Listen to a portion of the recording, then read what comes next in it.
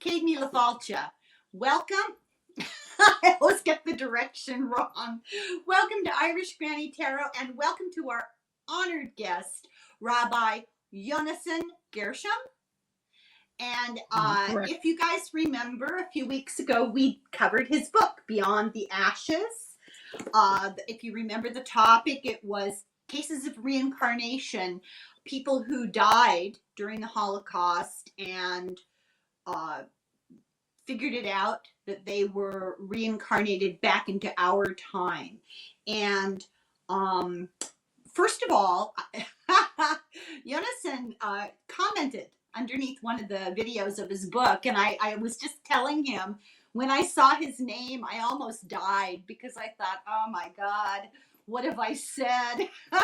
But it was very, very kind comment, and I'm beyond thrilled that you're here. Thank you so much. And before we get started, I have a very important question for you. Oh, you asked me which of your videos I watched.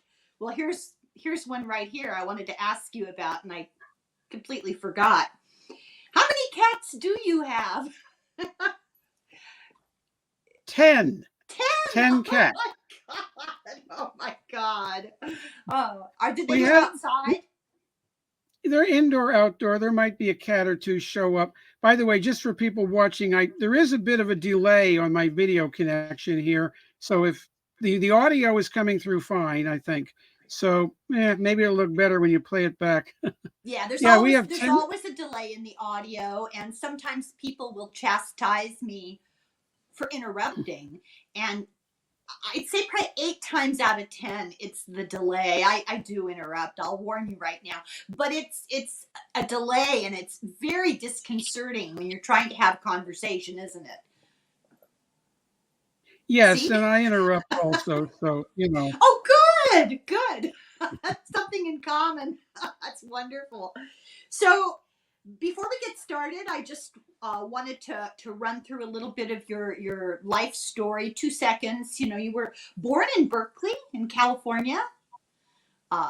Love Berkeley. Yes. Did you know that? Yes, but only because my father was stationed there in the Navy. I don't remember. I left Berkeley when I was 3.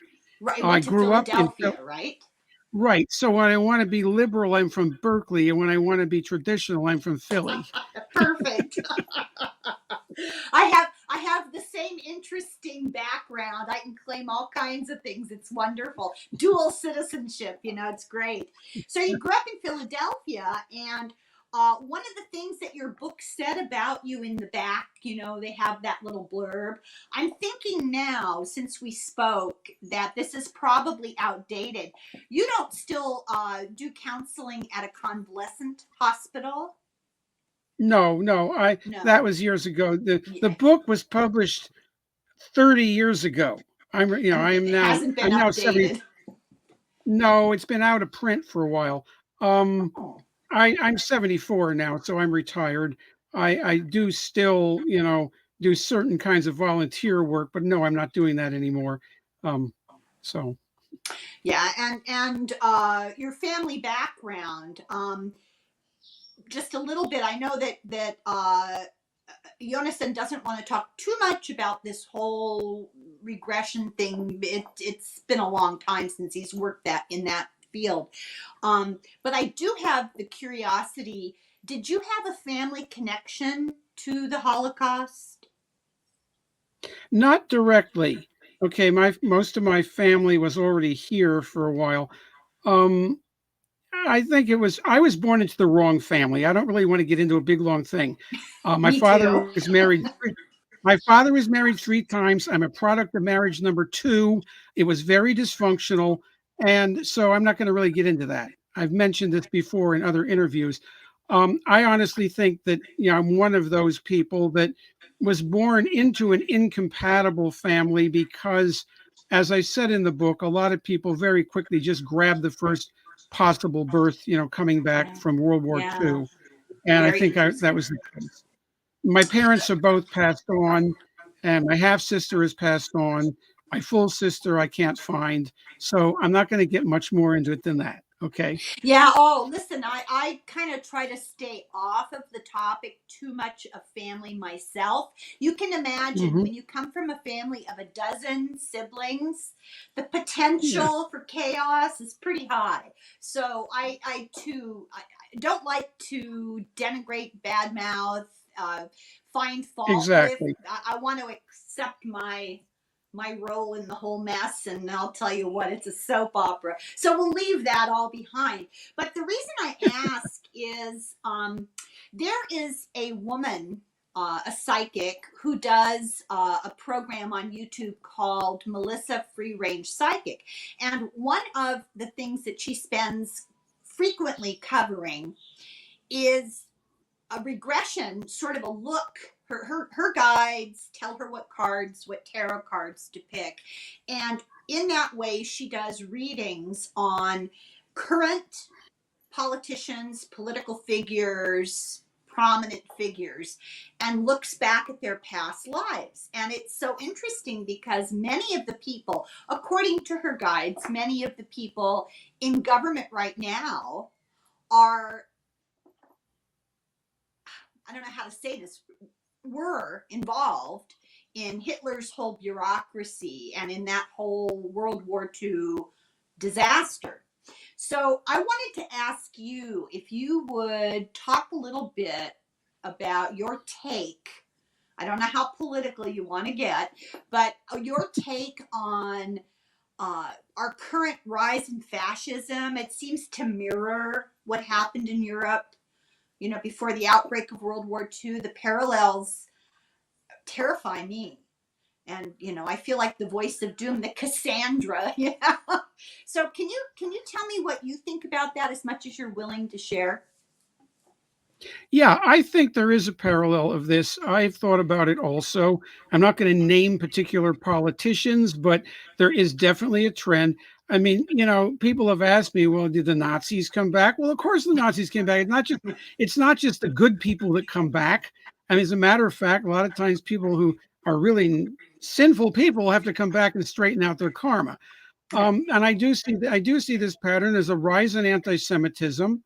Yeah. And one thing that does kind of disturb me is that when people are listing all the isms, racism, sexism, homophobia, they don't list anti-Semitism in that list. And I don't know if it's because a lot of people think that Jews are just white people. Oprah Winfrey made that mistake on TV of saying, well, the Seriously. Holocaust was yeah, just white people beating up on white people. She had Not a no big Oprah conception. fan. Not a big Oprah fan. So Yeah, right. But I'm just saying, she had no conception that the Nazis thought the Jews were a separate race. And she did apologize. And she said to her, well, race was something she could see. So sure. there's an awareness of this rise of fascism, but there's a tendency of people to be lumping the Jews in with, quote, white, and just go ask the Nazis. We're not white, okay? In turn, my skin is light because of 1,000 years of rape and pillage in Europe by non-Jews, the Cossacks and the Crusaders, and etc. So genetically, a lot of Jews have light skin because traditionally, if the mother is Jewish, the child is Jewish. So Right. those children would be part of the community. But ethnically, culturally, whatever, we're not accepted as white by the white supremacists, I guarantee you. But yes, I Well, do see this. Yeah, I do see this parallel, and I do think we do have some rather negative people reincarnating. I think that's absolutely there.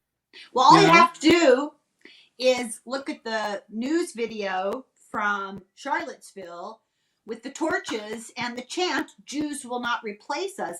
And I tried to make that clear the other day. I made a video about that. The white replacement theory is not that.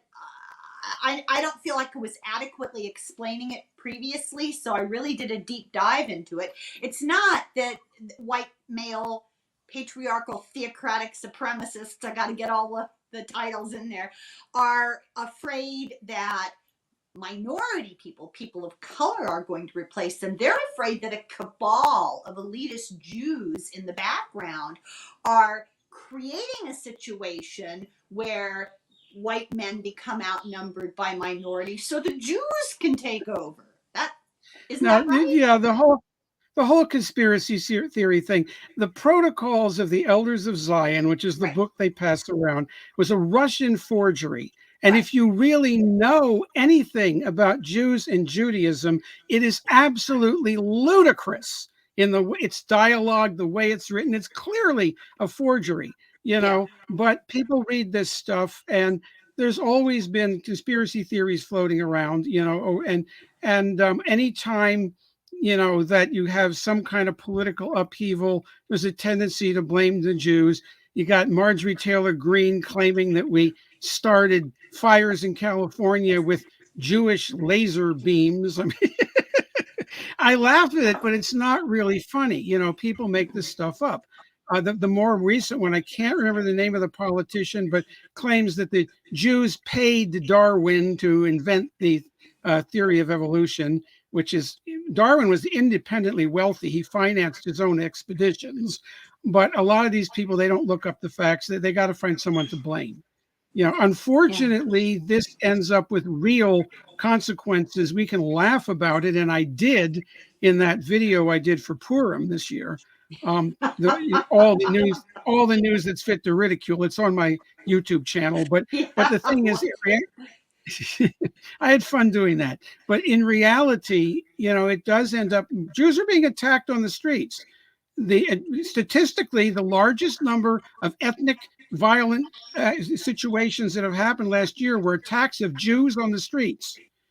Well, I the, mean, the incidents of violence against Jewish people in the United States in the past year exceed the number of incidents in the United States in the past century. I that's mean, right, think about that. right. That's And mind-boggling. you not only have it on the left, on the right, you have it on the left. And I don't want to get into the whole Israel thing, but there's a line. It's certainly not anti-Semitic to criticize Israel's government and their policies, etc. But when you start getting into Zionist conspiracy stuff, I don't even use the word Zionism anymore Yeah, because that's what you call a dog whistle, right? well, originally, the original definition, it simply was a political movement to establish the state of Israel. Mount Zion is in Jerusalem, etc. But if you go online, it's taken on so many Yeah, other, like you say, dog whistle connotations yeah. that I don't Well, even use the word anymore. But the thing yeah, is, there are people when you start linking, Israel in with all this stuff and all this other kind of stuff, then it goes into the anti-Semitic level of it. And yeah. unfortunately, there are some pretty anti-Semitic people on the left as well as the right. It seems to be a universal prejudice. Well, the whole white replacement theory completely sidesteps the issue of anti-Semitism specifically.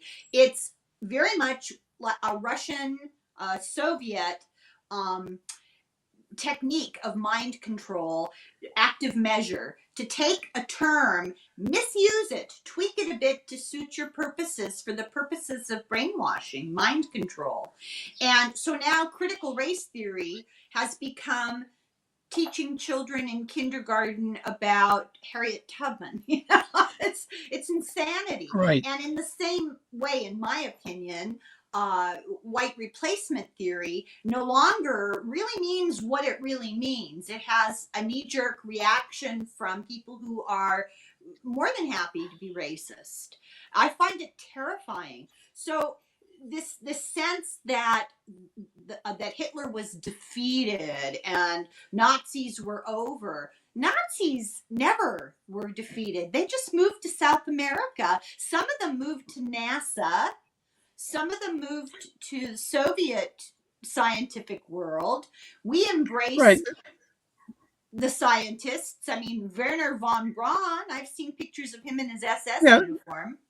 Yeah, there's one thing we have to remember too. I'm not going to call every single person who served in the German army, people were drafted too. And Yeah, scientists were working on science. And a lot of them, they continued to work. Von Braun was interested in rockets. He helped develop the V2 rocket. And then, he came here and helped develop the Atlas rocket. Yes, you can see pictures of these people wearing uniforms, but again, a lot of people were drafted. It was military. So I do make a distinction between those that really were the upper echelon, Nazis, the people that I'm hearing a sound coming from somewhere. Let me see. Is that a back talk from you? Maybe. Okay. Maybe you hear my parrot in the background. Okay. All right. Sorry. Well, I have my phone is here, but it's muted. Okay, She maybe your buzzes parrot. and she You she tweets. She does the sound of machinery and the microwave. Her okay? favorite song these days is "Take Me Out to the Ball Game." I love it. I love it. I It's love pretty it. funny. I love it. Yeah. So anyway, as I was saying, I do make a distinction between those who got caught up in it because it was a war. I mean, the same thing here. We had a universal draft.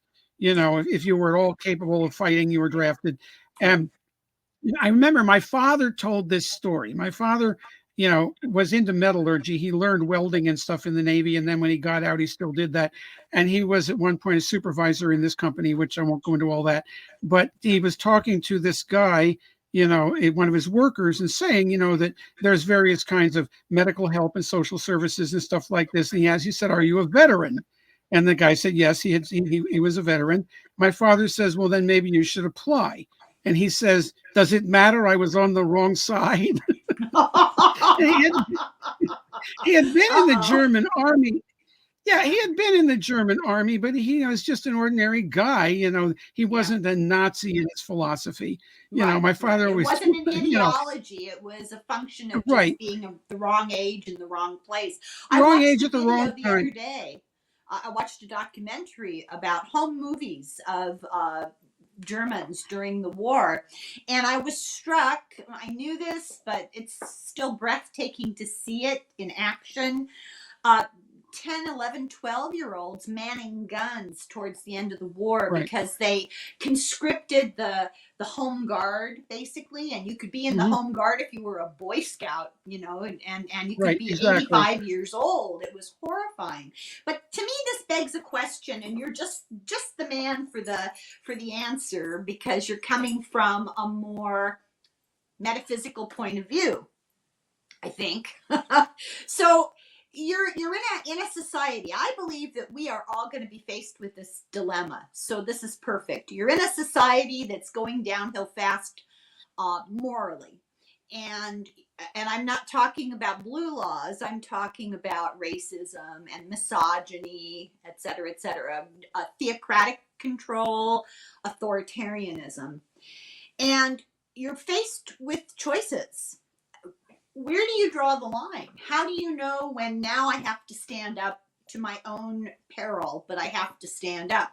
I always mention uh, the Schul family, the White Rose, Hmm. who published the leaflets during the war in Berlin at the Hmm. universities, and Sophie Scholl, and they were all executed by the Germans. They got caught, but they decided they were regular German citizens, maybe a little bit more educated than some, but they could not stand silent, and they figured out a way to take a stand without implicating themselves, but they got caught. Where do you draw the line? How much courage is too much courage or not enough courage? That's very an individual question, but the thing is that, um, as someone once said, we have to hang together or we all hang separately. That there. I think we have to start in the beginning of this.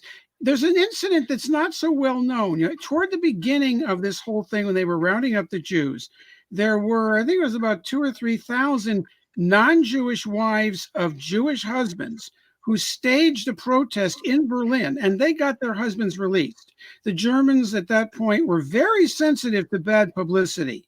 They didn't, and if we'd had the model, this was the problem, was back then we didn't have a model for nonviolent protest. Mahatma Gandhi gave us that, but we didn't have that in Europe as much. And so people didn't have that sense of you could take to the streets and get out and protest, refuse. There were Jews that refused to register, as Jews. There were people that went underground. There were people that went out into the woods and fought against, sabotaged the German, trains and stuff. Trains, yeah. But but you didn't have the organized kind of protest that you can do today. You didn't have the internet. You didn't have these kinds of things where people could do flash mobs, so to speak. So I think we're in a way better off because as long as we hang together and not allow ourselves to be fragmented. And this is a problem because you've got all these different groups, and there's some people that unless you are 100% towing the line on every issue, then you're not good enough. And Yeah. that's a problem because, I have this problem with certain things. I'm a vegetarian and I was for many years involved in the Jewish vegetarians. And then they decided to be Jewish veg and go vegan. And I'm not going to get into the whole big thing, but I have chickens. I eat the eggs from my chickens. I use feathers that fall off the chickens. I'm not oppressing them, but I'm not a vegan in philosophy. And then all of a sudden I'm a nobody, in some circles. And I still am active, but not in the same way. And I think this is a problem. You may not agree on abortion, but you can agree on racism, or you may not agree on authoritarianism stuff, but maybe you agree on voting this guy out of office. I think that we have to be careful that we don't let ourselves get fragmented by making everything I don't like to use the word woke, but that is the word people use, making everything have to be absolutely just so, because then you turn into a fanatic, Yeah. and Well, you get I'm sorry, you get ideological purists, and right. you end up with the famous poem by Niemöller. First, they came for the communists, and I wasn't a communist, so I Right. didn't do anything. And I have that's one of the things I've been talking a lot about lately, and I've been doing a lot of reading about slavery, enslavement of Black people, the genocide of Native Americans, misogyny against women, and then, speaking with you about anti-Semitism. And I think it's all part of the same thing. It's a gigantic quilt of hatred and fear, and we need to work together. I believe very strongly that if we can stay supportive of Black Lives Matter and Right. supportive of the women's movement for autonomy, and we continue to unite and go out and march and talk and write and advocate, even if you're not gay, speak out, because today the gay people, tomorrow you. That's how I look Right. at it. Pragmatic. Exactly.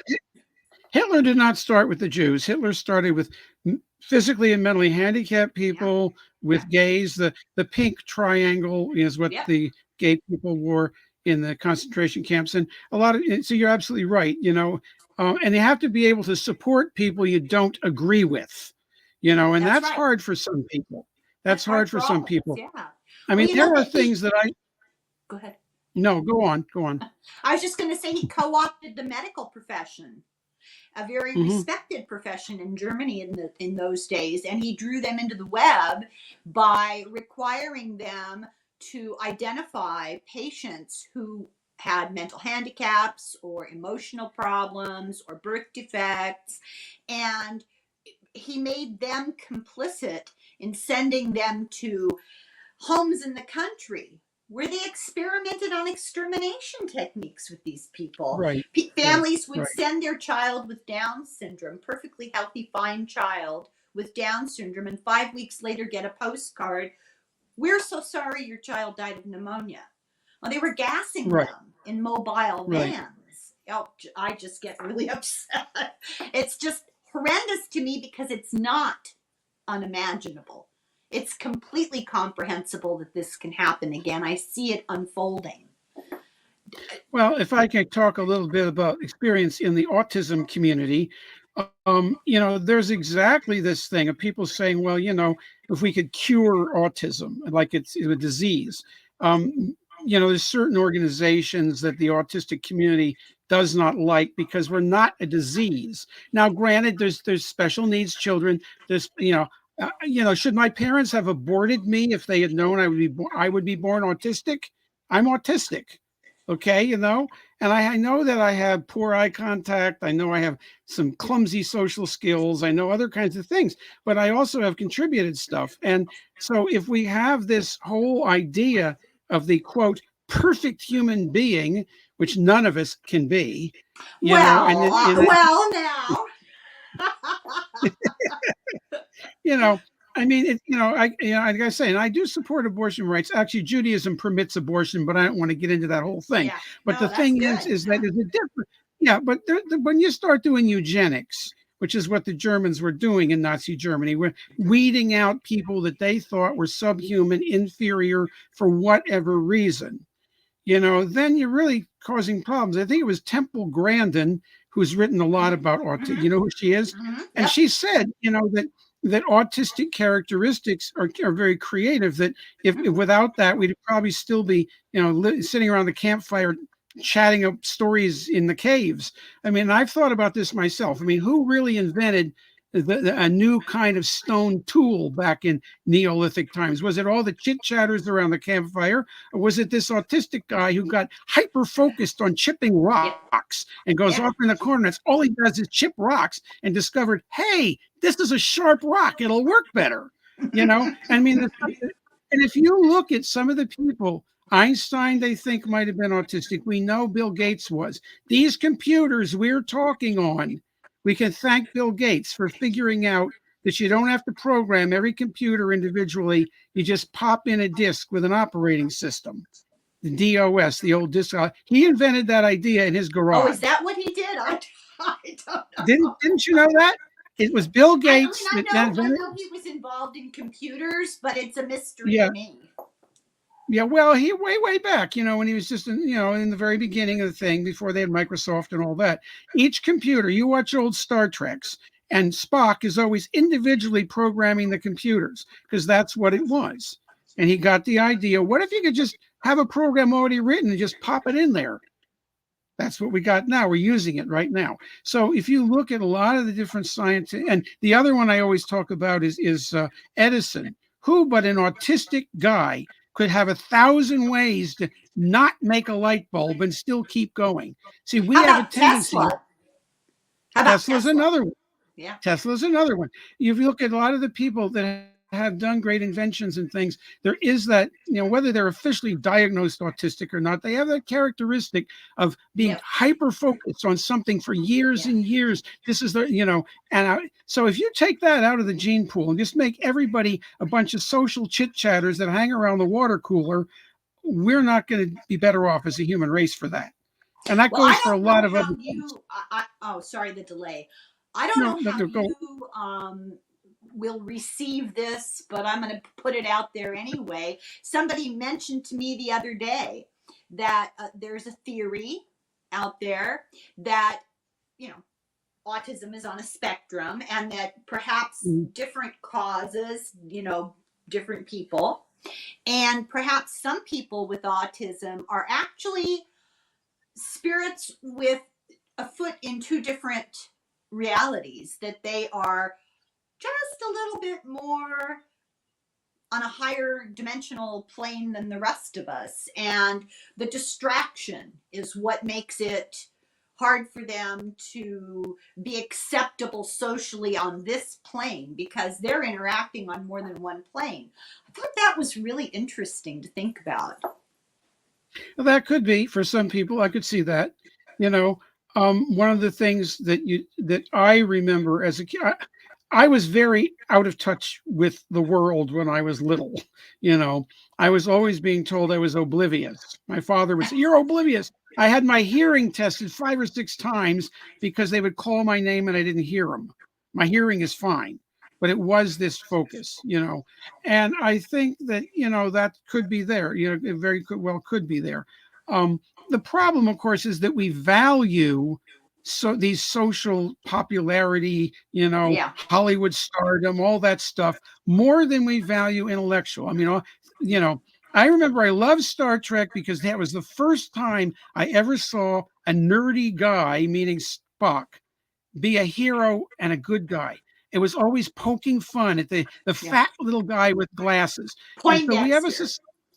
right. So we Yeah. have a society that values a lot of really shallow stuff over Superficial. and Yeah. above anything that's serious, you Yeah. know. And so that plays out in the autism thing. It plays out with bullying in schools. It plays out in a lot of places. And we're back to where we started about respecting the diversity of humanity, Yeah. you know, Yeah. respecting that everybody has something that they give. Yeah. You know, maybe the kid that has Down syndrome, maybe he's not going to write the American novel. But on the other hand, those kids can be very loving, and they can teach you a level of love and caring that because they aren't stuck in their heads, they're very much in the emotional level, you know, so they have something to give Yeah. too. Well, I'm not autistic to my knowledge. Maybe some people would say, I don't know. But I remember as a child frequently being chastised by the nuns because I went to Catholic schools. Uh, Helen, are you with us? Because I'd be looking out the window daydreaming, and no, I wasn't with them. They were enormously boring, and I was way somewhere else in my head. So I understand what you're saying, and it's not necessarily a character flaw, is it?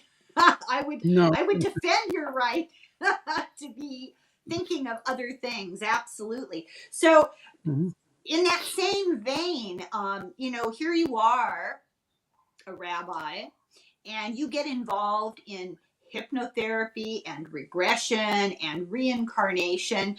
Uh, I like puns. It's a little unorthodox, isn't it? Yeah. No, it's actually not. First of all, people should know that I'm no longer involved in that. I'm Right. retired, and I retired from that work in the year 2000. That was 22 years ago. Time So I flies. may not be Yeah, I may not be up to date on research and stuff. One of the positive things that came out of the book, beyond the stories about the Holocaust, was that it got out of what I call the Jewish literary ghetto. You know, books that Jews write, that other people Jews read, nobody even knows they exist. You know, etc. And this book, because it was published by the Edgar Casey Foundation, which I took a lot of flack for, by the way. There were people said, "How come you're publishing this by a Christian thing?" I say, because the Jewish presses didn't want it. You know, I if didn't you ever even try to get, realize that. yeah, you know, they thought that I was suspect somehow. Are you some kind of Christian missionary? No, actually, it's just that's who was willing to publish the book. And you try to get a book published, and it's the story.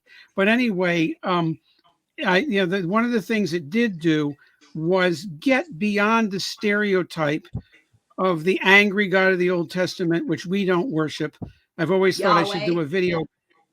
We don't say Yahweh either. We don't Mm-hmm. say Jehovah. We don't say Mm-hmm. Yahweh. If What we do you have to say? say, what? What do What you do we say? You don't say? say anything, do you? You don't call God In by. prayer, in prayer, we say Adonai, which is my ruler, my Lord, my King, whatever. In everyday speech, we say Hashem. Oh, okay. Hashem means the name. You may have heard this. Baruch Hashem, praise Right. God. It's because Adonai. we interpret the commandment to not take God's name in vain, meaning not to be splaying it all over the place. We don't write it on billboards. We don't write it on walls. Matter of fact, if you write the four-letter name of God in Hebrew, you may not throw away that piece of paper. Oh, I didn't And know things like that. that's right. We don't throw holy books that are worn out are saved in what's called a geniza, which is like a place to say a room or something to put them in. When you have enough of them to fill a coffin, they get an honored burial. So we Really? treat Wow. really. So we don't just go Wow. around right. So that's why you'll see people write God is G-D instead of Well, I G-O-D. see that they'll write what I assume is Yahweh, but they leave letters out. Exactly. In my book, it was YH apostrophe VH. We do that because if you actually write it, like on a blackboard or something, you're not supposed to erase it. Now, this causes confusion with certain Kabbalistic texts because non-Jews don't always understand. It'll say tetragrammaton, which means four-letter name. I was at a multicultural gathering once in this group of I guess they were neo-pagans, were chanting tetragrammaton. No, you don't, because they saw tetragrammaton in there. Yeah. No, you're supposed to, so it causes confusion with non-Jews, but there's that whole thing. I've often thought I should do a video called There's No Such God as Jehovah. And the reason being that Jehovah, that name, is something made up by Christian theologians. They took the consonants of YHVH and put the vowels of Adonai and made that. And there's no J sound in Hebrew anyway, but they got a J because in German that's pronounced like a Y. So the Yud, the Y became a J. Right. All of that. But beyond that, you have the whole Puritan idea, like Jonathan Edwards, the Puritan preachers. Sinners in the hands of an angry God. Right? Angry God, correct, Yeah. exactly. Everyone's read that somewhere along the line. And this isn't Jewish. And I mean, and people are surprised, that A, that's not how we see God. And B, we have many other books besides what the Christians chose to consider sacred. Yeah. And so one of the positive things about Beyond the Ashes, and there was a sequel called From Ashes to Healing with first-person stories, but didn't sell very well, so probably can't find any copies around. Yeah, but anyway, I didn't find it. Yeah. Nah, didn't sell as well. That often happens with sequels. What is still in print, but rather expensive because it's done by a textbook company, is Jewish Tales of Reincarnation, which is my academic thing on the Jewish stories and texts. And that's available from, I believe it's, used to be Jason Aronson. I can't remember, but just Google Jewish Tales of Reincarnation. You'll find it. And they were bought out by somebody else, but it is still in print. But anyway, again, we're back to the positive thing about, this book, in addition to the reincarnation stuff, that people didn't know that there were such teachings among Jews. People think we have no life after death because it's not spelled out in the Hebrew scriptures. Most of the Hebrew scriptures, what you call Old Testament, which we do not call it that, that's insulting. Well, I don't call old. it anything. I should establish the fact that I don't affiliate. I mean, I was raised Catholic. I know. I'm not you personally. I mean, people out there, Jews don't say Old Testament. Those guys. I remember when because it implies it's replaced by the new. It talk about replacement. You want to talk about replacing. You want to talk about cultural appropriation. This is the biggest cultural appropriation that ever happened, is when Christianity took over our scriptures and then claimed we were wrong. But anyway, back to this thing here. There's many, many other teachings and many, many other texts and things. And the translation itself, the King James translation, is very inaccurate in many places. To me, it's an enormous frustration and a puzzlement that so many people with whom you try to engage in a metaphysical, philosophical discussion will revert immediately to reference to the Bible. And I think it's a piece of literature, and it's wholly inaccurate as most Christians understand it. And I don't consider it a source of anything written in stone. I mean, there's a lot of good guidance in it, but I would never quote it as the Word of God. And that inviolability of the Bible is ridiculous, in my opinion, because it's, as you said, translations from people. I mean, King James, what did he know? I mean, it's crazy. Yeah, now, as a Jew, I do consider it sacred, but I also consider you have to go back and look at the original language. Now, I just put up. Yeah, well, I just put up a video about this. Okay, there's that story in the second book of Kings, chapter 2, I believe it is, about supposedly, Elisha the prophet curses these children. They're not children in the original. And the bears come out and kill 42 of them or whatever. And you go online, just look for 42 bears Elisha, and you'll find that all over the place. And the atheists are quoting it. How could this be God? And the fact is, it's a mistranslation to say they were children. The word na'ar in Hebrew most of the time means young men. Second most common is it means servants, like, a stable boy or something like that. When you say the boys are back in town, We're not talking about little children. We're talking about some gang, And so when and then little, katan, is the opposite of gadol, big, but it's not about size. The Kohen Gadol, the high priest, is actually literally the big priest. And we're not talking about a tall guy. We're talking Hierarchy. about hierarchy, correct. Yeah, like the big kahuna, in the surfer movie. Okay. But that's exactly what it is. So big, we say today, gadolim, the plural of gadol, is what we call Torah scholars, what we call people that we look up to. These are the gadolim of the generation. So the But do opposite you of being see? gadol. But you see how easy it is to get caught up in the arguing of the minutia. And to me, But I Jews always argue the but Jews argue the minutia, and that's important because you need to have these contexts. Okay. So anyway, yeah. going back to this, it says Na'arim Kitanim, which got translated little children, but Na'arim are youths. So these are probably like 18, 20-year-old teenagers. Boys, yeah, young men. They're Yeah. probably armed because everybody carried swords and knives and clubs and all back then. And they're shouting at Elisha, go up, go up. They do call him Baldy. They insult him. Go up is there. How did Elijah the prophet pass on? He went up in a flaming chariot. So Yeah. and this is the disciple of Elijah who's taken over the ministry of the prophets. They're telling him to drop dead. You have a mob of people. If 42 were injured, not all killed, it says mauled. If 42 were injured, there was a big mob there. That changes the whole story. This is not an angry God killing a bunch of little kids. This is a mob of young men and probably idolaters, because at that point they were worshiping idols in Bethel, coming out and yelling at this guy and telling him to drop dead. And he turns around and he curses him. I mean, whether he should have cursed him or not is a whole other issue. But this is one example, and I did a video on this if people want to go back and Yeah, I review it. saw But that. Yeah. it's one example, of how a mistranslation Twisted. has Yeah. gone into the culture. It's not that it was purposely distorted. It's that there were no Jews involved in the King James translation. We'd all been kicked out in the 1200s out of England. And, let me and tell you what my favorite aspect of your book, something I learned. I kind of already knew this, but you really go into it about the Jewish religion in general, is that you don't have to be Jewish to have a pretty good afterlife. What matters is these little small set of rules that you follow and how well you abide by them.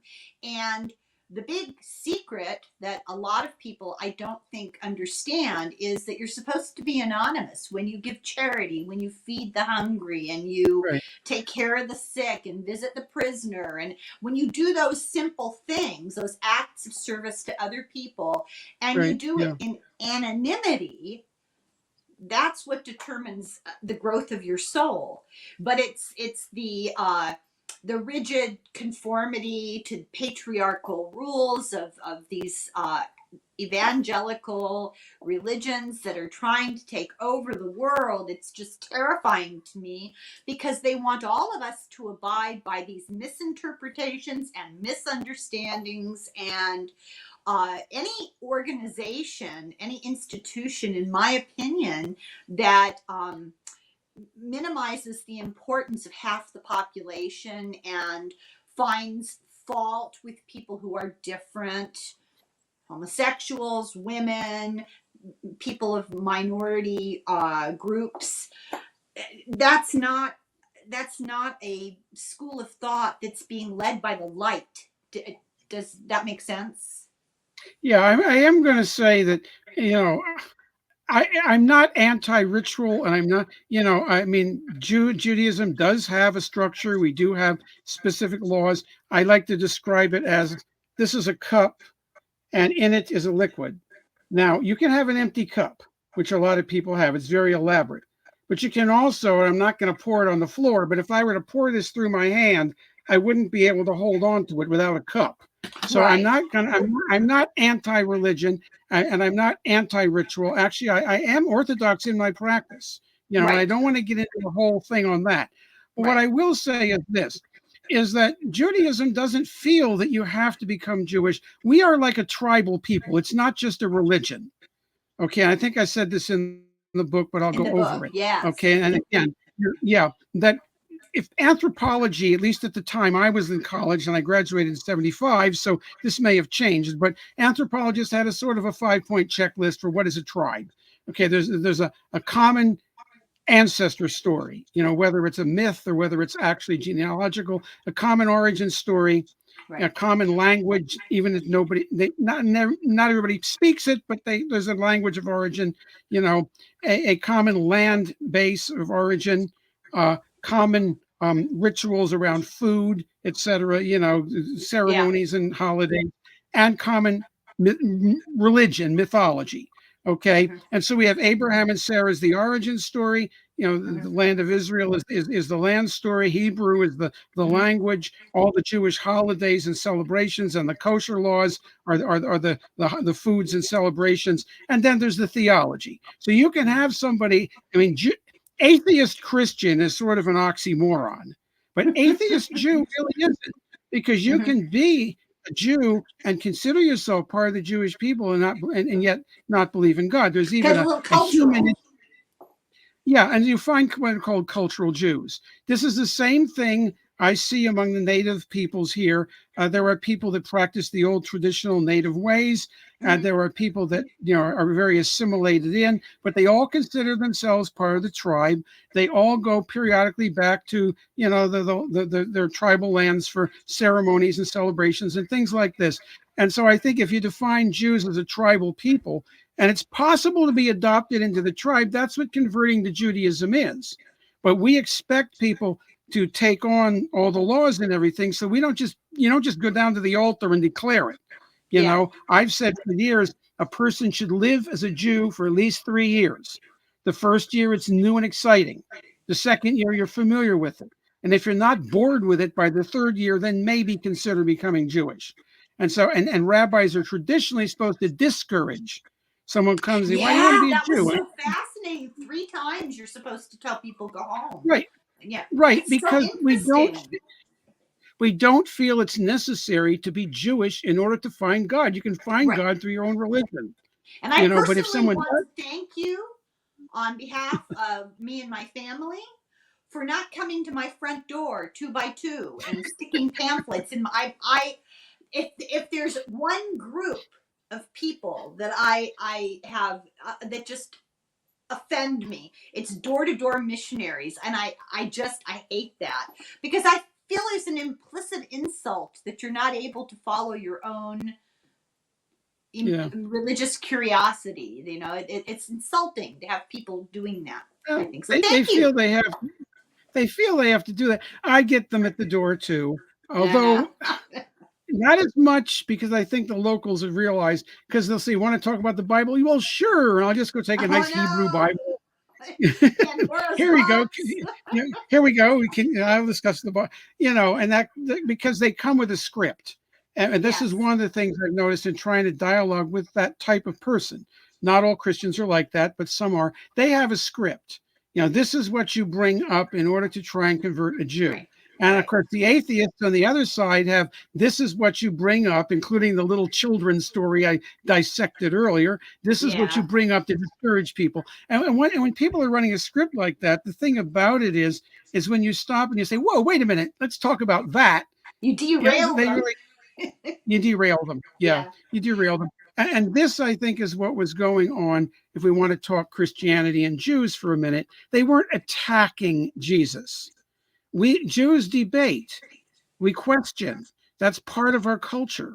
Which And I so when love you that. have and a person can go back and the first time I read the Christian Gospels, which was in college, I read it as just a book. And Yeah. I could see very clearly there's certain questions coming up that I knew exactly what they were talking about. Someone comes and says, "Well, why don't your disciples wash their hands before they eat?" That's not about sanitation. It's about different sects of Jews at the time. The Essenes would completely immerse themselves in a ritual immersion before every meal that had bread. The Sadducees maintained you only had to do the hand washing ceremony if you were a priest in the temple, and the Pharisees, who get very bad press, but they Yes, actually they were, do. Yes. but they actually I were, am they not a were worthy sages. man, Lord. Right. But the thing is, they felt that when you ate at the table was like an altar, so you'd wash your hands. Here's a guy dresses like in a scene in a white robe. Some of the stuff he preaches is very resurrection of the dead and all that is Pharisee stuff. But at the same time, he's not washing his hands like a Sadducee. So what the heck is he? So that's what they're really asking. They're saying, what kind of group are you? And he was kind of an eclectic guy that Yeah. mishmashed a lot of stuff together. But the thing is that as a Jew reading this stuff, you see right away what these debates were. The non-Jews not having the historical context, and I'm really big on historical context. If you're going to do this stuff, you got to find out who, what, when, where, and why. Who was saying it? When were they saying it? What was the context of it? Why? You know, and unfortunately, like you say, you get these people that take everything out of context. And when they get Right. somebody like me, they'll just say, "Oh, he's one of those hypocritical Pharisees nitpicking," you know. And there's an anti-intellectualism of not Yeah. wanting to say, let's take a look at this and see I what had a was the context. friend when they came to the door, the preachers, she would invite them in. And then, are you familiar with Paramahansa Yogananda? She'd pull I've out read it. his Yeah, book, yeah, yeah. I have read Autobiography his of a book. Yeah, Yogi. yeah. I've read his She'd book. pull Yeah. it out and she'd start going through it and start directing that to them. They couldn't get out of her house fast enough. I just don't have the energy anymore. I'm too old to start that stuff. Yeah, at this point in time, I like to debate, and if it's going to be a real discussion like we're having right now, this is wonderful. But if it's just going to be one of these nitpicky, what I call dueling Bibles, you throw out a verse and I'll counter with a verse and give me a.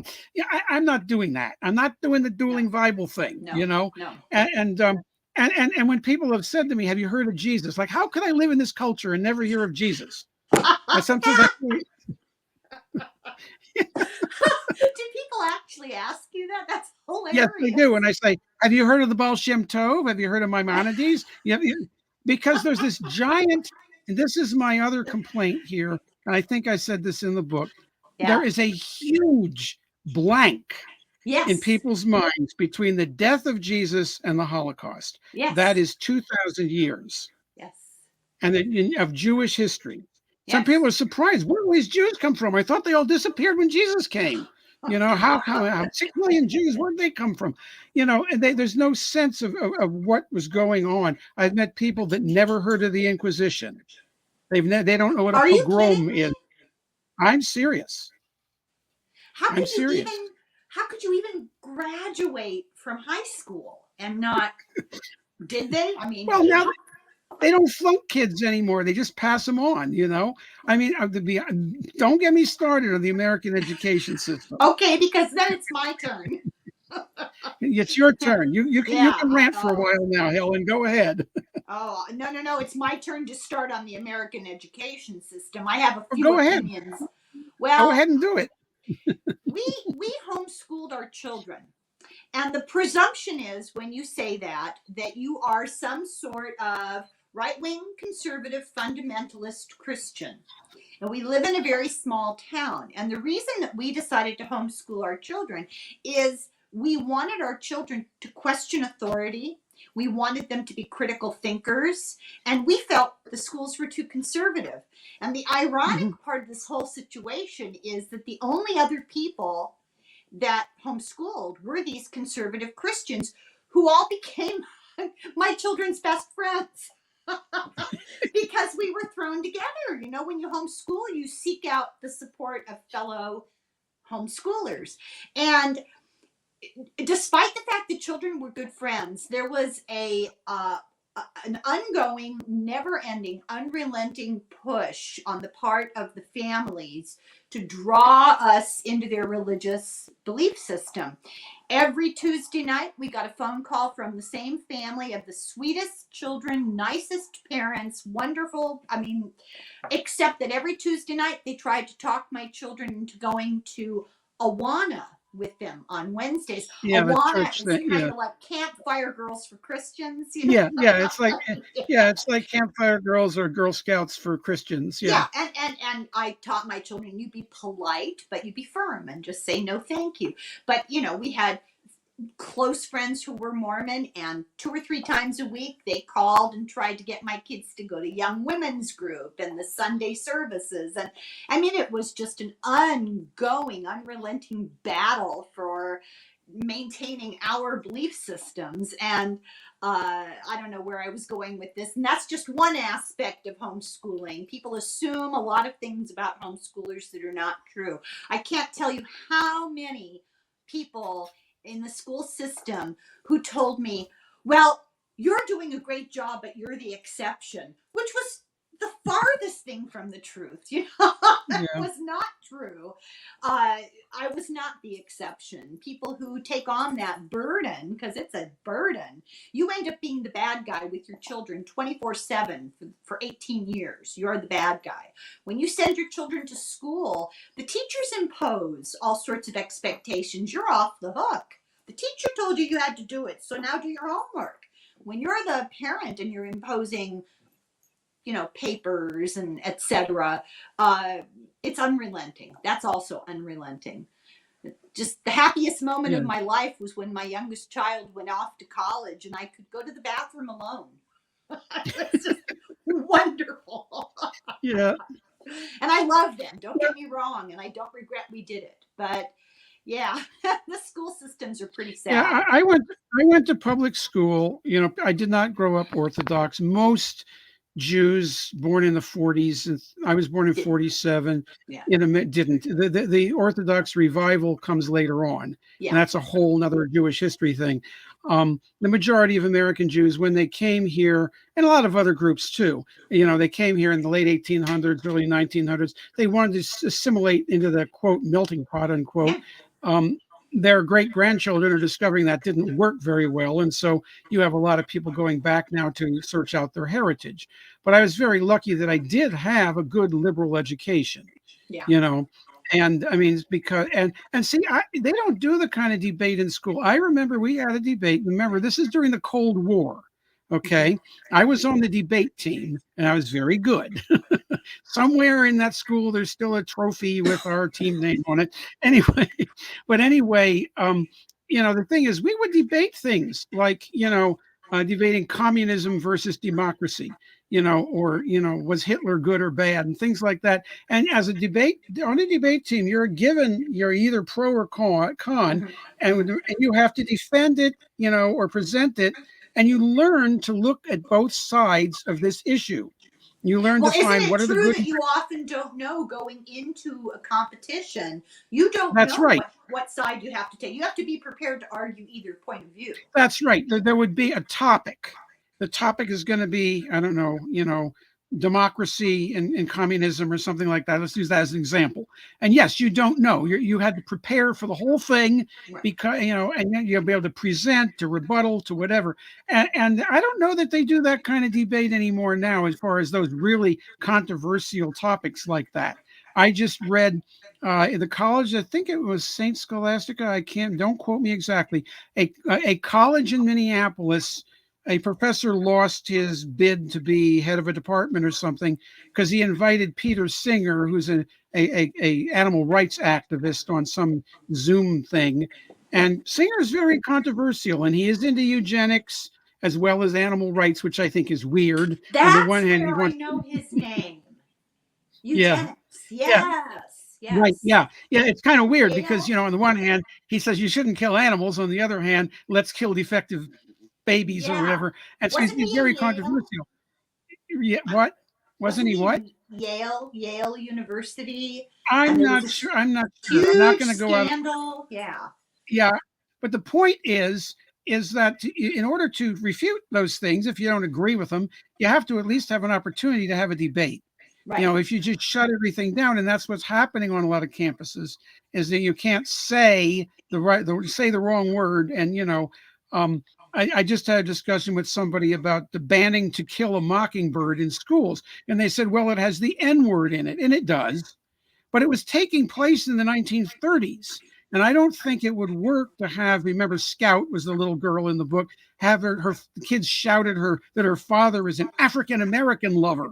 I mean, they had to have used the N word. And it's not a pro racism book at all. It's very much an anti-racism book.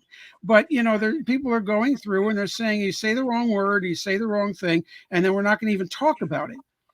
And I think that's a problem. And so, like I say, I was lucky that I did go to public school on the East Coast, which also is a difference than the Midwest. I've noticed here that American history in the minds of Minnesotans begins when their ancestors came in the 1880s. American history with me. Oh my God. They don't know, God. We had Henry David Thoreau, who wrote Civil Disobedience is from the East Coast, not Philly, but we were growing up with a much different kind of focus on what it meant to be an American. So anyway, well we're coming close to an hour. People can be kind of knee-jerk reactionary about going to Catholic schools, and there's much that can be said, don't get me wrong there, but I will in defense say that I went to a Jesuit university, and the Jesuits were complicit in the genocide of the Native Americans of North America. Yet they didn't hold back on that. I took classes, history classes. It's a long time ago. I can't remember. But I know I took history classes about the colonization of North America and South America by Western Europe. And we 100% were taught by the Jesuits about the genocide and the atrocities committed by the Jesuits. But a lot of people don't know. I think this is really interesting. The Jesuits are very much fancy themselves the intellectuals, of the Catholic Church. And they are involved in a lot of high up bureaucracy. But they were the favorites of the Pope during the time of Ferdinand and Isabella. And when the Spanish came up the coast, the West Coast, and across the Southwest, the Jesuits were the ones who began the first missions. But they got in trouble. They fell out of favor with the Pope. And I'm sorry, I don't remember what the bone of contention was, but some philosophical thing. And the Jesuits dug in their heels and told the Pope, no, we disagree. They got called back. And the more compliant Franciscans were sent out. And that's where you get Father Winnipro Serra and, the long brown robes, the California missions. The Jesuits were the troublemakers of the Catholic Church, often bucking the status quo. So I often defend my education by saying that I was taught by people who were not afraid to question authority and were very much free thinkers. Yeah, I mean, I think that, and you find even within the very Orthodox community, and I'm going to say we do have our fundamentalists. We have people that believe, that the sun goes around the earth and stuff like that. You can find that everywhere. Okay. And so it's not that all Jews are these ultra liberal intellectuals, because we do, but even in those communities, asking questions is acceptable. I bring up the sun around the earth thing because there's a rabbi named Rabbi Tzvi Aryeh Rosenfeld, who is now passed on, who wrote some very beautiful things about, Jewish spirituality. He was a Breslover Chassid. But in one of his books, he goes into this whole thing about the Copernican heresy. Well, one of the teachers I'm studying with now, who's in Jerusalem, or maybe Safat, I don't know, he goes back and forth, he just moved. Anyway, one of the teachers in Israel that I study with now was a student of his. So I had this book, and I asked him about this. And I said, I didn't realize Rabbi Rosenfeld believed that, the sun goes around the earth. I mean, do you believe that? And his answer was, he says, well, there's controversy about that. Some people do, some people don't. He didn't get all upset for me asking the question. I didn't get a straight answer about what he personally believed, maybe, but he did say, I didn't agree with everything Rabbi Rosenfeld said. So in other words, he's not going to publicly lay it out in a Zoom class whether he disagrees or not. Doesn't. Right. So you probably have. I was going to say, but he also had no. Oh, here we're in a. He I had no know it's problem. just, yeah, It's the delay. It's the delay, yeah, and my yeah. connection is really the one doing the delaying here. Oh well, But he had no problem with me asking the question. We right, train children the 4 questions at the Passover Seder, which are ritual questions. right, Why is right. this night different than other nights? Why do we only eat matzah? Nevertheless, the youngest child at the Seder asks the 4 questions, you know, and so, you train from an early age to ask questions. And, some things have an absolute answer and some things don't. So even and this guy I'm talking about is very, very, very Orthodox person. But, he had no problems. I brought that up. He said, well, it's in that book, but I didn't agree with everything Rabbi Rosenfeld said, and then left it at that. And so I'm free to believe that the earth goes around the sun. So I figured out a way to handle this. I'm going to raise my hand until you call on me. So I'll do the same. I'll do the same thing. Zoom actually has a little hand that you can push and it comes up, a little animated hand on Zoom. fancy. Yeah, that's a pretty good one. fancy. So Yeah. here's my question to you then, kind of in the same vein. What's your take on our media becoming so polarized? And it's become propaganda, and I believe it's propaganda on both sides. I'm horrified sometimes by what I hear from the so-called liberal left-wing media, and I don't even watch the right wing, because somebody that I've become friendly with, who wrote a book about the brainwashing of her father from watching Fox News and listening to Rush Limbaugh, they've done studies. 3 minutes a day is all it takes to be brainwashed if you do it on a regular basis. 3 minutes a day. What do you think about all this? Well, I do, as you see from my videos, do pay attention to those things, and I don't watch it on a regular basis. I'm watching it with a critical academic thing, which I think is different than sucking it in like, oh boy, this is the truth. I think we've always had this problem for thousands of years, of information. How is information passed on, et cetera? And you've got, you got the average person really doesn't want to spend huge amounts of time with this. And we're back to the chit chatters around the water cooler again. With people that don't really want to spend a lot of depth, so they want sound bites, and so the people play to that. What can I come up with to say that'll be 15 seconds that'll look really good on the news? And so it feeds back and forth. You're right that if you watch too much of this stuff, if you watch only one thing. See, I watch a spectrum of stuff. I got to admit, I don't do a lot of Fox News watching, but when certain things come to my attention, I will go and check it out for myself, whatever. And as you've seen from the Purim video, some of it's pretty ridiculous, but you see some ridiculous stuff on the other side too. Well, I want to interject. I have a foreign correspondent living with me. I assign my husband. He will look at Fox News and then he reports back. And then I don't ever have to watch it. I am proud to say I've never seen Tucker Carlson do his propaganda thing. And I've seen little bits of it in reference to him in other sources, but I've never watched him. And my husband will watch it and he'll come downstairs, just smoke coming out of his ears. He's just infuriated. I guess it's pretty powerful stuff. Yeah, I do the same thing with my wife. Doesn't watch the news much either, and I do it. And I've sometimes watched really dumb movies that I wouldn't watch, except I feel I need to be informed, and so I'll watch things that, like I'm sitting there going, oh yeah, right, Like what? But I'm doing it. You really want to get a big laugh? Yeah, I love a big What's laugh. the Trump Prophecy? It's a movie that was done by some Christian seminary, and it's supposedly based on a true story. Okay, of this guy. He was suffering from PTSD and depression and whatever else may be, and it goes through a whole long thing. His his wife was, I think it was his wife, maybe it was his sister. I haven't seen it for a while. Was very interested in Christianity. And anyway, make a long story short, he falls asleep in front of the TV. He'd been having flashbacks. He'd been having hallucinations, things connected with the PTSD. Falls asleep in front of the TV, wakes up hearing something about Trump and Commander in Chief. This was in 2012, not 2016.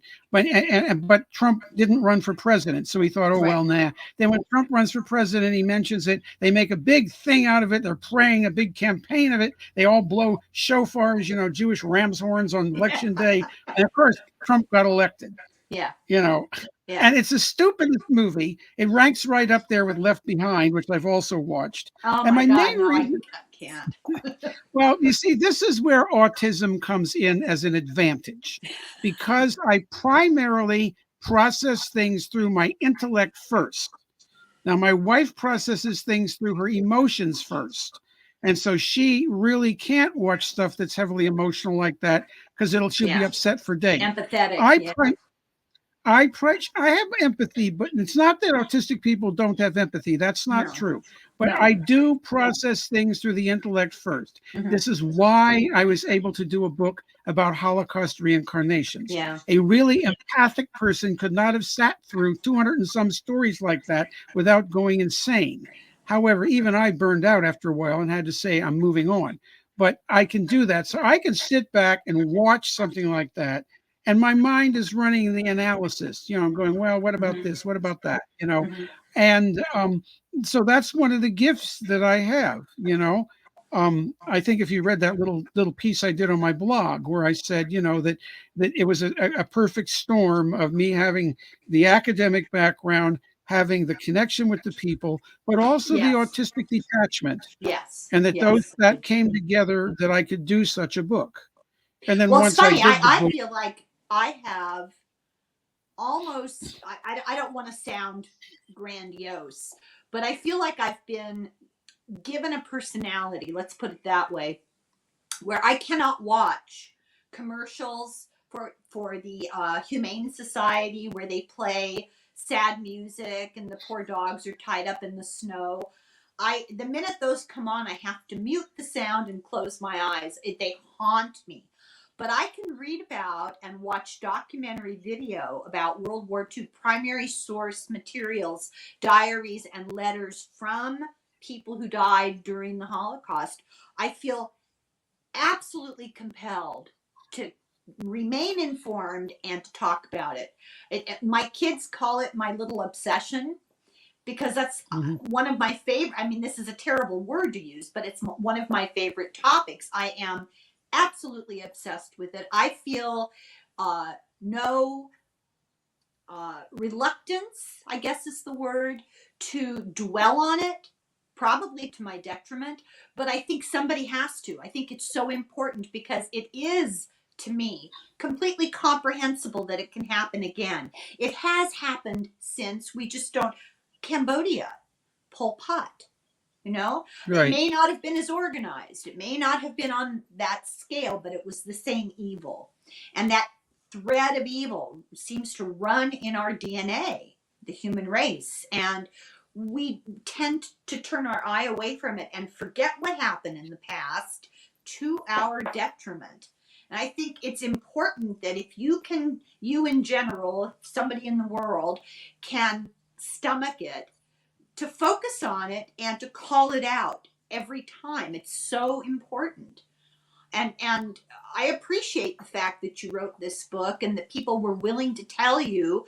To me, this personalizes something that's too abstract for a lot of people. We need to personalize it. We need to be able to identify it on a human level. Yeah, this is the thing. Jews personalize history. Again, back to the Passover Seder, it says every person should regard themselves as if they personally were a slave in Egypt and they personally were set free. And I think what that does, it lets you put yourself into the position of what would it have been like to be a slave in Egypt? What would it have been like to be, a native person ripped away from your land or whatever. Yes. So we do personalize history. The other thing is we preserve history. I just had a discussion with somebody about whether or not the Exodus actually happened, and they were saying, well, there's no record in the Egyptians of all these plagues and all this other stuff. I mean, so how could that be a big event like that? And my answer was, we have Holocaust deniers today who want to claim the Holocaust never happened. And if they have their way, give it 1,000 years, and the only people that will remember the Holocaust is the Jews. And, oh, you made it up. You already have people saying we made it up. So it's very possible that the Egyptians just simply didn't preserve the story of the Exodus the way a lot of people now don't want to preserve the story of the Holocaust. So Jews have preserved it, warts and all, which brings us back to the Bible. There's a lot of violence, there's rape, there's murder. That doesn't mean because those things are in the Bible that they're approved. They're in there because they happened. Lot slept with his daughters. Was that a good thing to do? No, of course not. His daughters seduced him. Was that a good thing to do? Some people say, well, they saw their whole city destroyed. They thought the human race was going to die because back then people didn't travel very far. People try to give reasons for it. The reality is it's not something that Jews approve of. And traditionally, Lot is seen as the ancestor, I believe, the Moabites, who were regarded as violent and they weren't good people, whatever. So the family tradition was there. But the point is that because we told our history honestly, King David had an affair with Bathsheba and sends her husband into what amounts to a suicide mission on a military Uriah. so that he'll Uriah, get off. Right? Uriah. But that doesn't mean we approved of that. As a matter of fact, the king is called to account for that.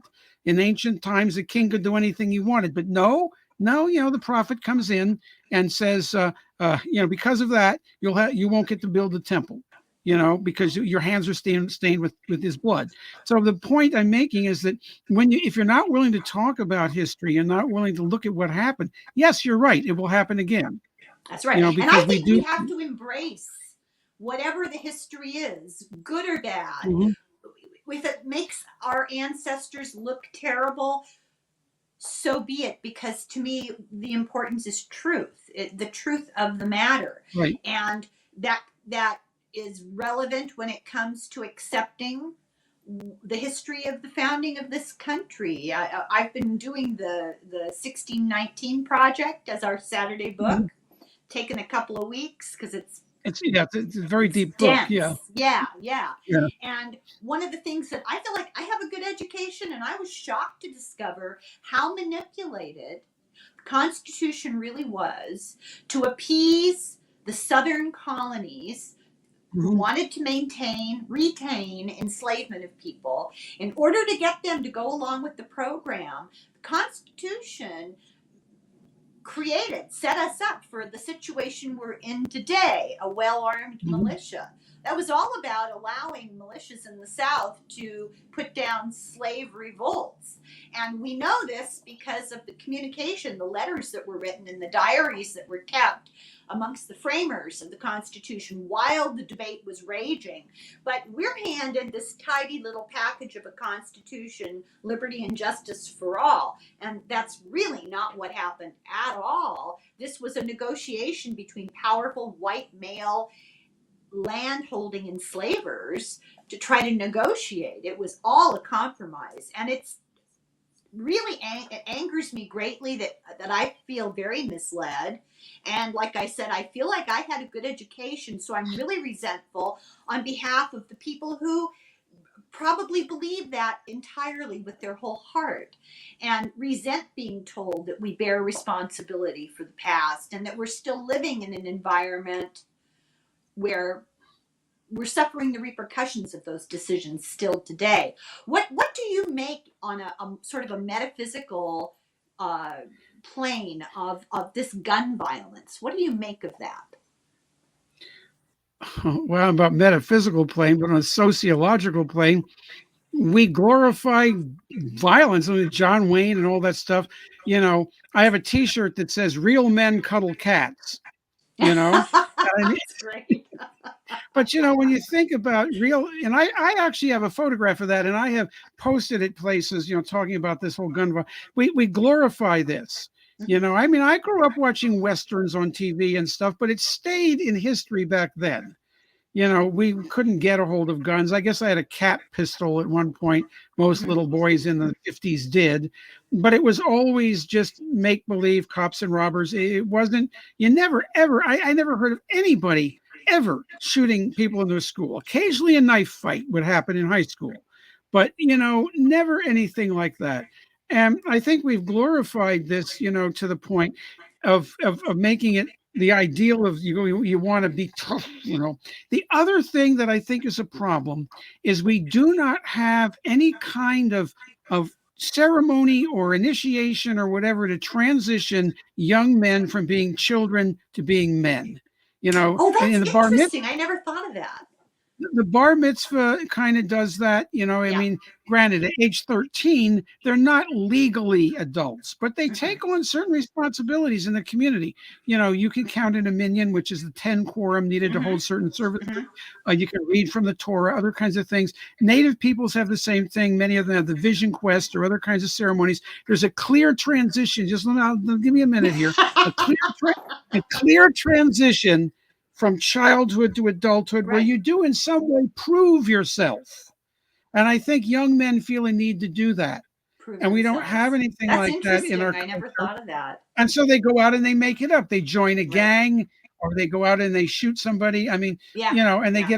they get all this negative stuff. So I don't know how you would solve that, but Well, it's I something was that just has going to say in the Catholic Church, they have confirmation, but it's inherently symbolically violent because I don't know if you're familiar with the ceremony, but it's usually you're about 14ish, 8th grade-ish, and the bishop comes, he's the big shot, comes from church headquarters, and sits in the front on the altar, and one by one you go up and kneel in front of this bishop who ceremoniously slaps you in the face, literally, not hard, but there's a slap in the face to remind, and says something to the effect that now you're a soldier of Christ.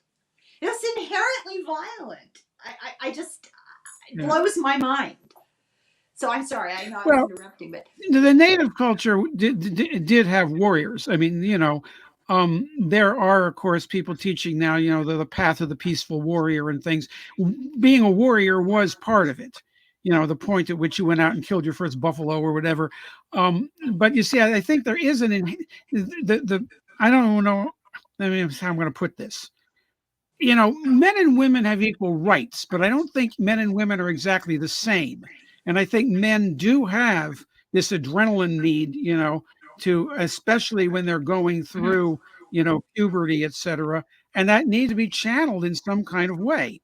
It's the yin and the yang. I don't have an issue with Yeah. that. Those uh, complementary forces that need each other. Yeah, I think I agree. I agree. And so there is that need, and it's stronger in some men than others, and culturally stronger. One of the things, unfortunately, that's happened, I think, in the Jewish community, and many people will go after me for saying this, but is that because of the Holocaust, the Jewish community has become more violent. Jewish nonviolence, pacifism, etc., is very much passe in a lot of people's minds. Mm-hmm, They'll say, "You didn't mm-hmm, fight, we didn't fight back during the Holocaust. We all mm-hmm. died, and Yeah, so now you have, especially in Israeli society, yeah. a very strong machismo kind of You thing, you which is read my mind. yeah, Yeah, yeah, overcompensating for yeah. that, and I think that probably is a carryover from World War II also. I Well, think that think you've got, about. I'm sure you do all the time. The founding of the Israeli state as a political government entity. Most of the people involved in that had fled from World War II to, not all, I mean, it's complicated, but you had a mhm. high percentage of traumatized young men who saw everybody and everything they knew destroyed at really vulnerable ages. it only makes sense psychologically that that is the result that you would get, a more bellicose, defensive kind of society.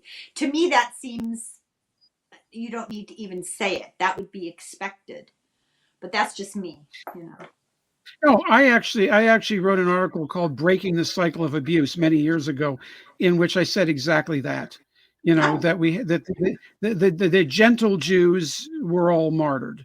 But you had it was the resistance fighters, and that went and founded Israel. However, we should note that once there was a state of Israel, the larger number of people that came in terms of numbers were coming out of the Arab countries because they were being kicked out of there. So you had maybe 5 or 6 thousand people coming out of Europe, you had 150, 200,000 coming out of Iran and Iraq. Now, one of the things that goes on there is they lived as second class citizens under Arab rule in those countries. And so they're a lot less flexible about peace negotiations and stuff because they don't want to live under that again. you right, know and it's the actual founders, really they were a bunch of liberals. A lot of the Europeans, before the Zionist movement began with a bunch of liberals, really. The people fleeing the Russian Revolution, and yeah. Weren't a lot of them communist?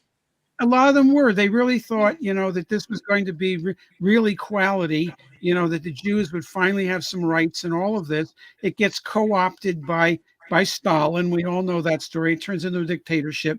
One of the problems with revolutions is that, unless you have some training, you just go in circles. Revolution is going in a circle. So you might try to overthrow a dictatorship, but then this is what happened in Russia. The Berlin Wall came down, communism fell in 1989, was it? But yeah. then all of a sudden, the economy collapses. They got to face all these problems. Along comes somebody like Putin and says, "Oh, I'll fix it." And that's unfortunately common. The United States did pull off a revolution, as flawed as the Constitution might be. We did have a precedent of, Britain had Parliament, and we had the Magna Carta and other kinds of things that had laid several hundred years of precedent of being able to do that. They didn't have that in Russia. They went from No. the Tsar to a revolution that got co-opted, and then they went for a very brief, democracy, which technically they have, but really it's a dictatorship again. So there's a tendency of that to go in circles. We've gone almost 90 minutes. If you, I'm okay with that. I'm just we're I'm we're at sorry. an hour and 20. I'm long-winded. I'm sorry. Me too. You you Me you're in too. charge. As soon as you have to go, you just speak No, up. you're in charge. This is your YouTube channel. You're in Well, charge. I have no social life. This is my social life. Since the pandemic, we're still quarantining, my husband and I, because of health reasons. So I haven't Yeah. been in a store in all, this is going into my third year.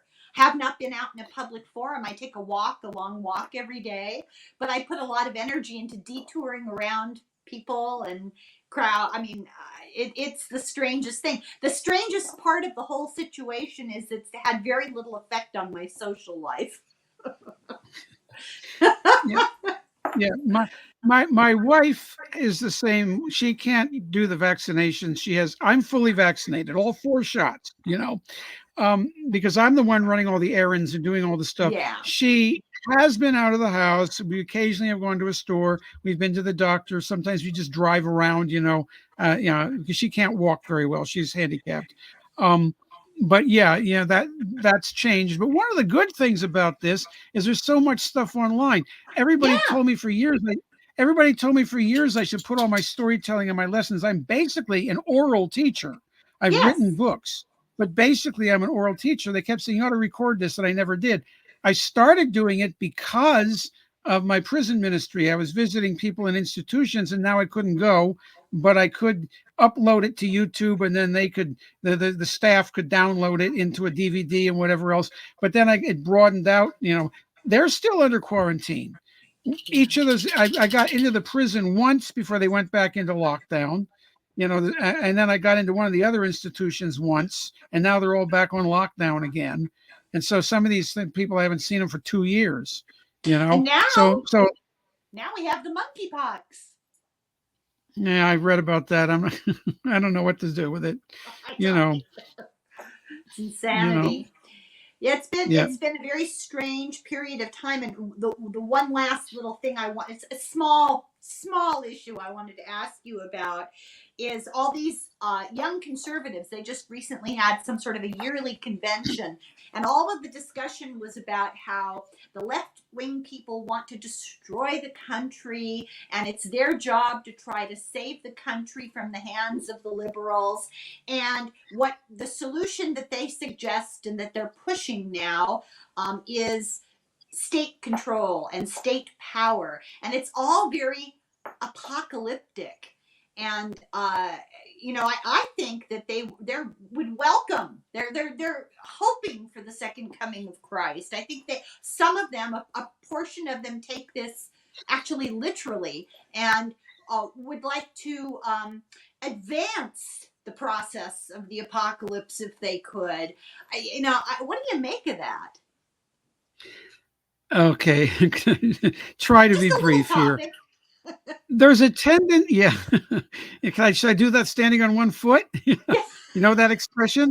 You know, any, Yes. yeah. Anyway, there is a tendency when things get tough, like, for whatever reason, economically or socially, of people are wanting to have Deus ex machina, the God that comes Yes. down out Yes. of heaven and said, as a matter of fact, very briefly, the book of Job is written in the form of a Greek play. In the Oh, beginning of the Greek plays, the gods and the goddesses would get together and say, "Look at those humans down there. Let's do whatever." And then whatever would happen. And at the end, and the reason you have a Deus ex machina, people say machina, but it's actually the reason you have that was because in the Greek plays they actually did lower some guy on a rope who would play that's the right. role of Zeus. Yes. Behold, I shall explain it all to you. And so Job goes through, all this stuff, and his friend. You could perform that as a play. It's a script.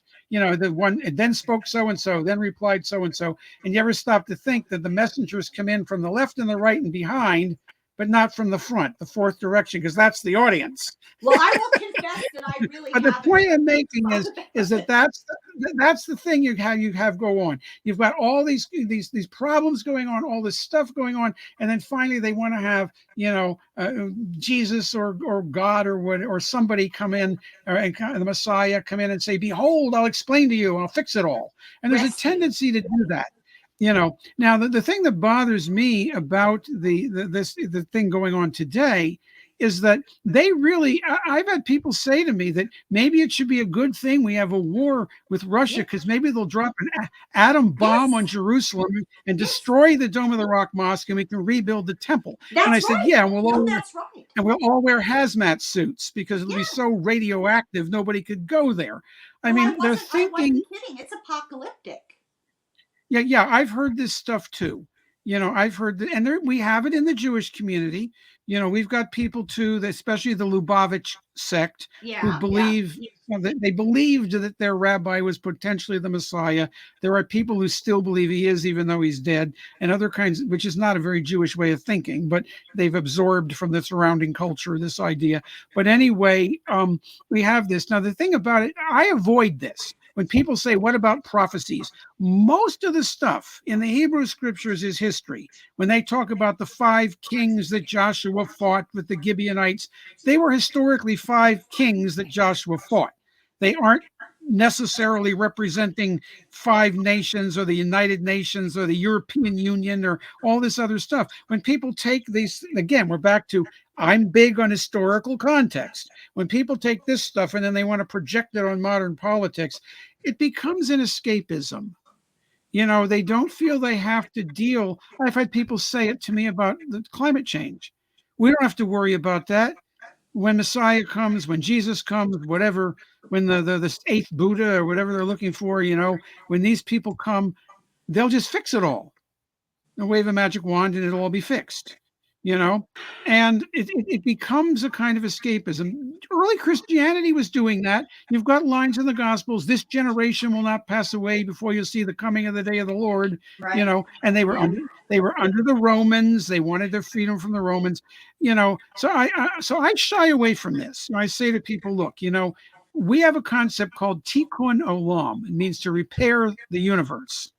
Okay, here's your metaphysics for this. The Jewish traditions, like keeping kosher, keeping the Sabbath, these are not rigid laws to hold you down. They are theurgical, metaphysical practices to elevate the energy of the world. When I eat kosher food, that's been prepared the right way, and make the blessing on it and use the energy of that food towards something good, to do a mitzvah. It's more than a good deed. A mitzvah is like fulfilling a commandment. When Right. I do that, there's a holy spark. They're called nitzotzot, which means sparks. Yeah. There's elevated from this level to the next level of consciousness. So for thousands of years, Jews have been doing this and trying to elevate. Other people probably do it too within their own traditions. Mm-hmm. Okay, so what I say is this: we are all working together on Tikkun Olam. We're working together on elevating the consciousness of the planet. How you're doing that is going to vary from which culture you're in, which religion you're in. Just make sure that what you're doing is not dragging the energy down, because that's possible to do also. Yeah. And so I'm not going to focus on stuff like, if we do such and such, Mashiach will come, or all of this, because God will take care of that. We are here to do certain work to elevate the energy of the planet through Tikkun Olam, and that's where I'm at with that. But yeah, I do know there is a lot of scary stuff where they really just want a quick fix. Jesus would come back, or the Mashiach would come, or the Muslim Mahdi, or whatever. Everyone's got these Messiah things. Right. Well, And it's externalizing responsibility. It is, it is. It's sort of, saying, I've had people will post things like, all you have to do is believe and focus, and say, just believing and focusing without action. You have thought, you have speech, but you have action. You've got to do something, and so just thinking it, in your head is not manifesting it anywhere. I mean, we have to go out and do that. You can't just, as one of my teachers said, if you think you don't have to physically do the ceremonies, go home and make a blessing on a picture of a challah, a loaf of bread. Mm-hmm. If there's not an actual challah that you're eating and using he was making a point, saying it can't just be esoterically up there in the ozone layer. You have to bring it down to earth, and you have to manifest it here. And in the process, it's a reciprocal thing. The angels in Jacob's dream went up and down the ladder. They went up the ladder first, and then they came down. So why are they going up and down the ladder? Is because our prayers go up and the blessing comes down, and it's a reciprocal thing. So that's where I'm at with it. I don't spend much energy talking prophecies with people. I think the converse is also true. I spend a lot of time defending myself with my children, and sometimes with people, on my YouTube channel, because I strongly believe that it's important to call out evil when you see it, to speak the truth. I agree with that. And to speak the truth about what you see. When you see people doing bad things, you need to talk about it. How do we change? How do we make the world go in a different direction if we're in denial like this all the time? We need to call it out. A lot of people feel if you speak it or you think about it, you manifest it. I don't believe that at all. And so you're essentially agreeing with my point of view. Yeah, I'm not saying you're manifesting it by saying it. No, as a matter of fact, this is what it means. You shall surely rebuke your neighbor.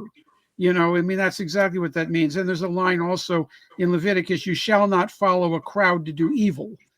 So like, don't follow a mob. Love that. I mean, the thing is, we're back to, the majority of people aren't reading these things in any kind of context.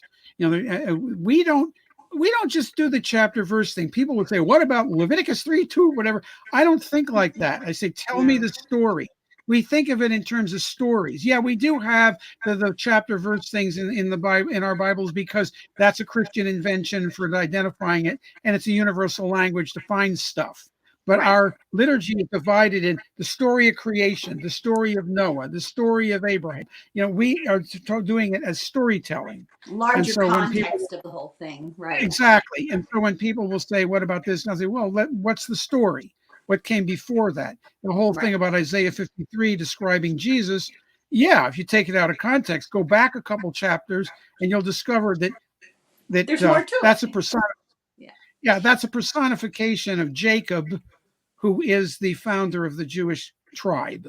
And so that's a personification of the sufferings of the Jews. That's how we read it. Now, that's the point, is that, you can read into these things various different things. Yeah. But, but as far as trying to say that this fulfills what's written there because there's 10 nations in the European Union, and that's the 10-headed serpent or whatever. Oh my God. No.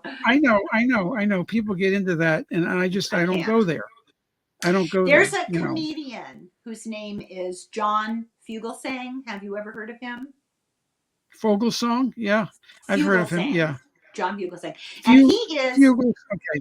Fugelsang. Yeah, okay, go on. When I first heard of him, I was a little reluctant because I fully admit my prejudice. I heard that he was Christian, and I thought, oh God, I can't. Well, he's a wonderful person. His father was a monk of some sort, and his mother was a nun. And they got together and left, and had him. And he does commentary, political commentary, and has a radio program on Sirius FM, which I've never listened to because you have to pay. So he puts a lot of it on his free podcast, and it's under his name, John Fugelsang, and he calls out hypocrites, and he does it with humor, and he does it with respect and kindness. He's not nasty. But the thing that I love the most about him is he's very familiar with the Bible, and he throws it all back at them, and it's just delicious to hear him go at it, because ultimately he has respect for people, and he never gets nasty, and he's very inclusive kind of person. But best of all, he's utterly hilarious, and he's well armed because he's very, very familiar with the very things you talk about that they use to support their arguments in support of very unchristian behavior, unloving behavior. Mm-hmm. Well, now it is getting late, and I'm feeling terribly guilty. So, okay. I'm so sorry. No, I'm not. Don't be sorry. But I'm just wondering, is anybody actually going to watch an hour and 45-minute video of us jabbering at each other? Well, you can always pause it. You can always pause That's true. We can always fast forward. And when there's nothing on television, you can come back and watch another few minutes, and then when you get mad enough and you want to argue, you can put it on pause. There are people who, it's astounding to me. There are people who really do have a thirst for debate and conversation. Mm-hmm. They're isolated. We're all isolated. So, yes, there are wonderful people who like to listen, and then they respond. And I've had only one person ever tell me that tarot cards were a tool of the devil. Other than that, it's been wonderful. People are great. They have a thirst for knowledge. Okay. They're interested in other people's points of view. It's wonderful. Okay. I cannot tell you how grateful. Pardon? I'd say it'd be interesting to see what the comments are going to be. People can, put comments down there. I never know. Some days I never do either. I always look at mine, No, I do too, and I'm always grateful that people take the time to respond, because why would they? I mean, who am I, right? I know you are. We're all sitting home quarantined. It's a great book. Thank you very much. I recommend it. Thank you very much for covering my book and reading it, and maybe we'll do this again sometime. I would love to. I'm really appreciative of technology that is connecting. I've talked to people in Australia. Blows my mind. Just to be able to I'm still impressed that my telephone is not multiple people on the line. I remember when it was I remember what was that called? Community line. Party line. Party line, right? Yeah. That's how old I am. So thank you so much. I truly appreciate it. And I have one last thing to say to you before we go. Sei gesund. Thank you. You too. Sei gesund. Sei gesund. Thank you. Slungafoil and slancha.